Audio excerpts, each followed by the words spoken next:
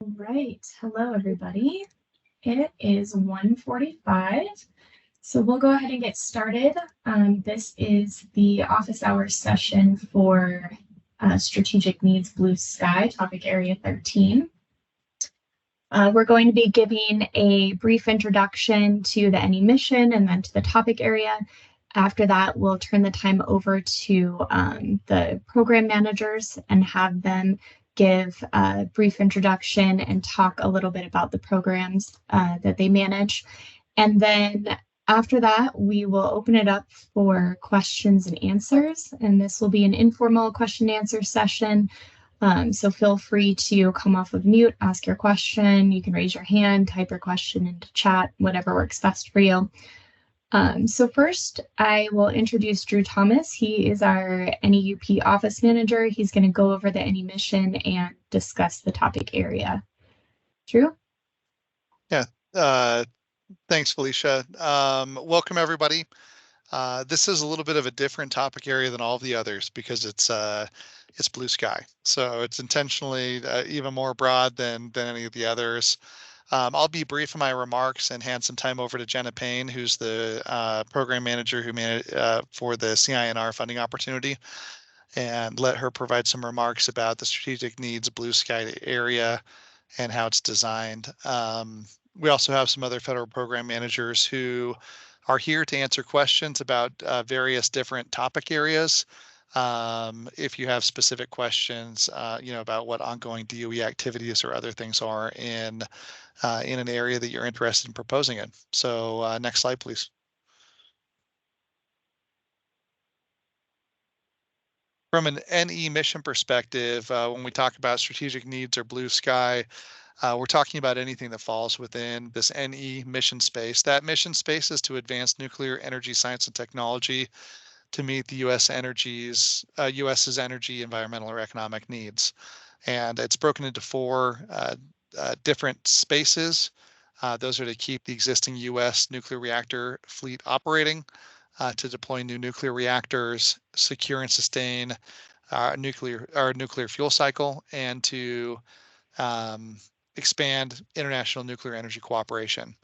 That mission excludes things like medical physics, nuclear fusion, nuclear forensics, and environmental management, things that are supported through other agencies within the government or offices within the government. So that's our mission space. The strategic need blue sky area really is an open area that is that's intended to to entertain any of the ideas that don't really fit into any of the other topic areas that are presented in the CINR funding opportunity.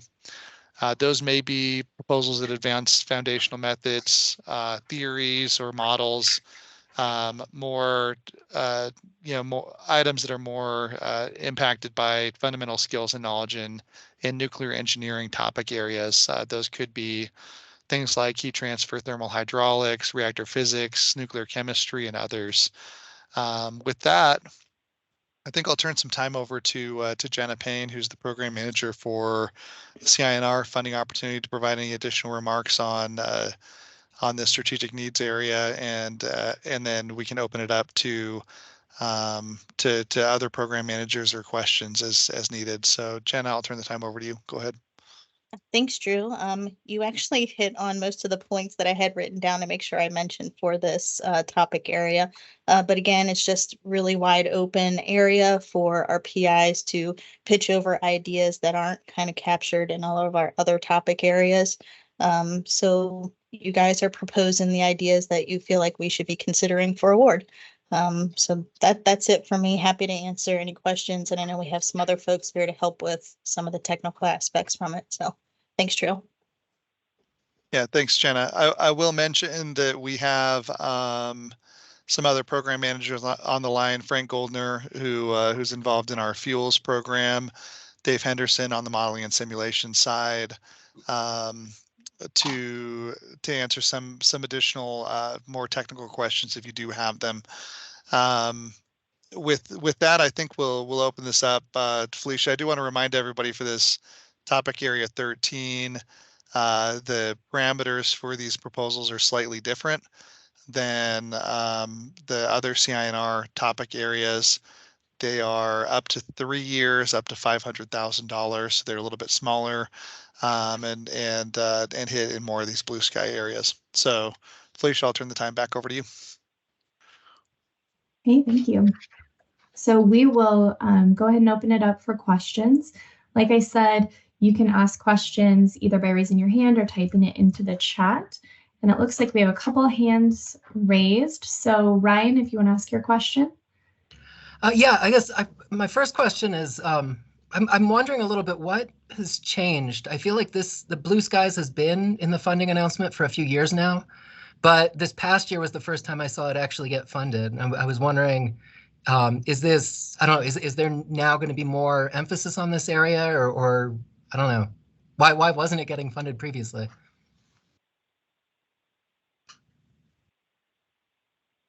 Jenna, do you want me to take this one? I can start if you want to fill Okay. in any gaps. I mean, from my perspective, a lot of times it depends on the interest coming in from researchers and quality of applications. That might be a reason why you don't see it funded in the past. Again, it's something that we're always interested in. We make it available to PI so that if they do have ideas, they can pitch them over to us. But Drew, not sure if you have anything to add to that. Yeah, I was just going to make a comment about in the last 18 months or so, some of the changes that have happened in the university program, and kind of provide some context for this area along with how the scopes are written. The reason why traditionally there's always been a lot of program directed and program focused research in the university program, and less of these blue sky type areas, is because of the way that the NEUP program was funded by Congress. And there's a separate control line that started 2 years ago that really opens that environment up a little bit to where it's not quite as it's not directly tied to different program areas. And so it's given us a little bit more flexibility to entertain some blue sky type concepts. I will mention that there have always been blue sky topics in the CINR funding opportunity. They've just been traditionally they've been very limited because they've had to pull funding from several different programs to be able to fund those type of blue sky type research proposals. Now there's a little bit more flexibility to entertain those, and that's why there's a specific call out in this topic area for those applications that meet strategic needs and more blue sky areas. Does that give you a clear enough answer, Ryan? Do you have a follow-up? Yeah, no, thank you. That actually answers it really well. Thank you. Okay. Okay. The next question that we have is from the chat. It says, I have an idea related to materials science, but it is not clear that it fits well in topic 11. Should I submit it to topic 13? And I've had a blue sky project before. Yeah, the I've had a blue sky project before is just relating to the previous question, right? That, some blue sky projects have been funded in the past. But the main question is, if I have a topic that I feel isn't a perfect fit for another, if I have an idea that I don't think is a perfect fit for another topic, should I basically direct it here, or should I try to make it fit the other topic, or is there a way that I could get some kind of guidance on whether topic 13 is better than the other? Yeah, the advice I would give here is that it really depends on the area, obviously, and the proposal that you're thinking of. But if the majority of it fits in that material science area where you feel like the majority of the work is going to take place in a relevant area in that topic area 12, I'd recommend that you probably put it there. But if it's something that just doesn't really fit, or is really cross-cutting, is really novel, or not kind of outside of the standard, it might be appropriate to put here.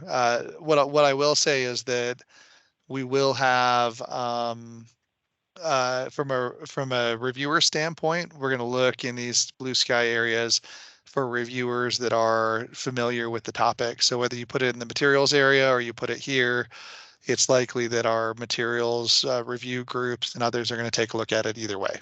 So, Okay. you know, I don't, I Can know I- that's can I a follow up with- wishy-washy answer, but go ahead. Yeah. Can I follow up with just a little bit more specificity? So, you know, the idea I'm considering here has, you know, sort of you know, it's focused on nuclear energy, but it also has a connection to defense, right? Because we've seen security threats in places like Zaporizhia, you know, and how do you know, irradiated materials respond if they're, you know, under military threat? That's not something that's directly called out in topic 11, even though some of the science might actually be the same as what topic 11 does, right? So I don't know how that would be viewed. Would that be viewed as within scope? Should it go to 13, or should I just look for a home in DoD or something like that? Well, you know, I think it really depends on where the thrust of the research is. I would, you know, the NE mission space that I mentioned earlier, if it has direct applicability to that, you know, fission nuclear power, commercial nuclear power, then that would be something that would be of interest in the NE mission space. It's just got to make a clear case about how that research thrust and that focus is focused in that space. So, you know, it's when you're talking about things that cross-cut through defense or through NNSA or others, it's really about, you know, making the case that the research belongs in the nuclear power space, I guess is what I'm trying to say. Is that a clear enough, maybe clarification there? That helps. Thank you. Okay. Okay, the next question we have is a hand raised Charles Kelly. Hi, two questions. Aside from the award size, what's the difference between the Blue Sky and the Grand Challenge?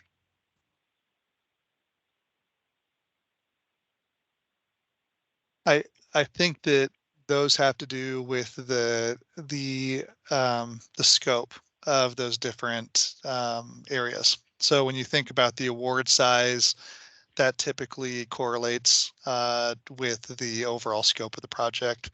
From a Grand Challenge, the integrated research project, those are up to $3 million. They require a multi-university team, and it's usually more of a broader consortium style where you're addressing a specific technical gap in multiple ways. So because of that bigger budget, it allows for a larger team that can tackle the problem in a lot of different ways. This strategic needs blue sky area is a much more limited budget, much more preliminary, potentially more on the, you know, the basic applied side of the house. You know, it's intended to be more blue sky, more exploratory, while the Grand Challenge IRP is really trying to address a technical need from multiple different directions with a multi-university or maybe a multi-university national lab and industry perspective on a bigger problem. Does that provide enough clarity on the differences? At least how I view them. Yes, definitely. And the Jenna, do second you have, question, oh, sorry, I just wanted to check. Jenna, do you have any perspective other than that? I just want to, Nope, you hit it. I'm Okay. good. okay, good. Thank I you, did, Drew. yeah, Thank you. yeah, just want a reality check sometimes. So, okay, Charles, go ahead. and the second part you already answered partially. Given the smaller size, is a single researcher or a small team acceptable for the Blue Sky? Yeah, we don't put any restrictions on your team makeup other than non-university partners can only have 20% of the overall project from, you know, of the project funding. So yeah, the idea is you define the best team for the project you're proposing, include the experts that you need to. If that's a very small team or an individual investigator with some graduate students, you know, that's your prerogative to make that call. Thank you.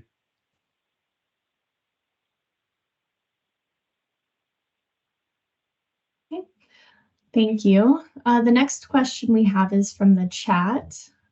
Does the area of sensor development to monitor oxygen and liquid sodium fall into Blue Sky?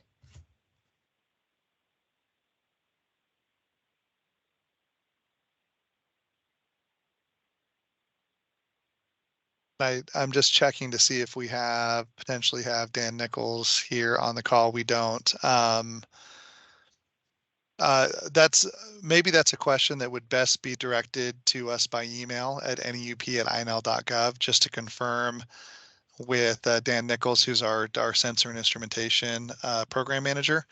But I would assume that each of the topic areas are broad enough, meaning that they're that, you know, it's likely that could fit in the measurement, instrumentation and controls area as well. So it's ultimately a judgment call by you about how you feel that proposal and that technology. If you feel like it's innovative, blue sky, or meets some type of strategic need, maybe it would go here. But in that topic area on sensors and instrumentation may be broad enough that it could find a place there as well.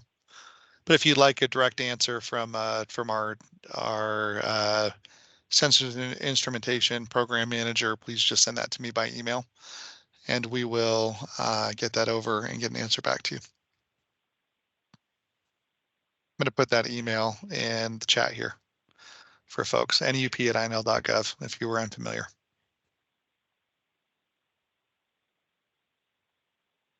Okay, thank you, Drew.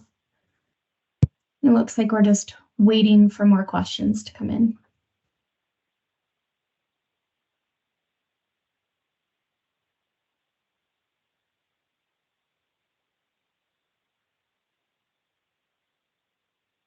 Okay, Ryan Burke, you have your hand up? Yeah, sorry if no one else is asking. I guess, is there any sense, should these be like high risk, high reward projects, or should these be a little on the safer end, or is there any preference there?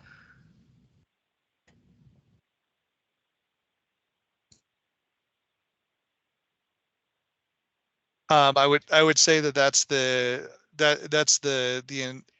not necessarily the sole intention of this call, but that's an aspect that would probably fit this topic area 13, is something that's high risk, high reward. More, yeah.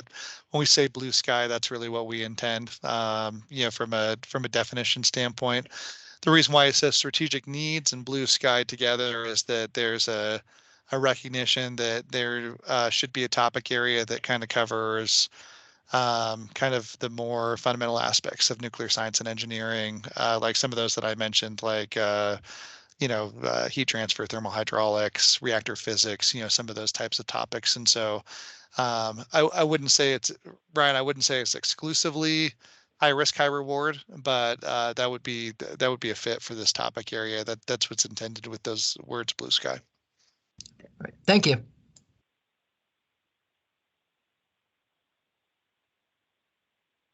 Drew, if I may, I want to go back to that sensor question. Yeah. Again, it's as Drew mentioned, it's totally up to you as the PI as to where you submit your application, but I would take a close look at topic area 9. I think it would be a better fit there than in blue sky. That's my opinion. If you want to reach out to, like Drew said, and email us, we can get that to the program manager in this area, but I would consider topic area 9.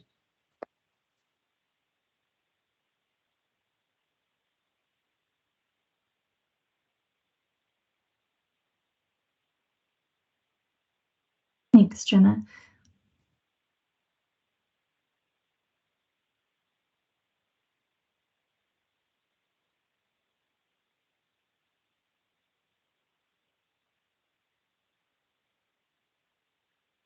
All right, feel free to raise your hand or take yourself off mute to ask a question or type it into the chat.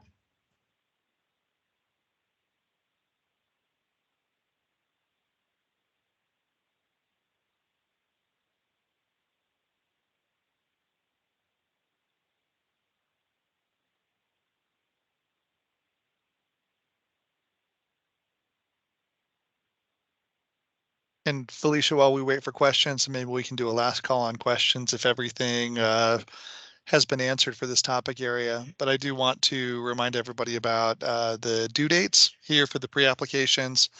And then I already mentioned NEUP@inl.gov as our kind of one-stop shop if you have additional questions after this session concludes.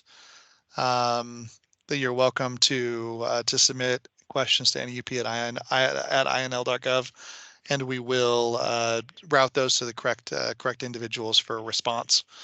Our due date for the pre-applications is July 26th, coming up in a few weeks, and so please direct your questions to the NEUP mailbox before then. And we'll hold, I guess those are the remarks that I had. So we'll hold just for a minute longer, maybe for any final questions.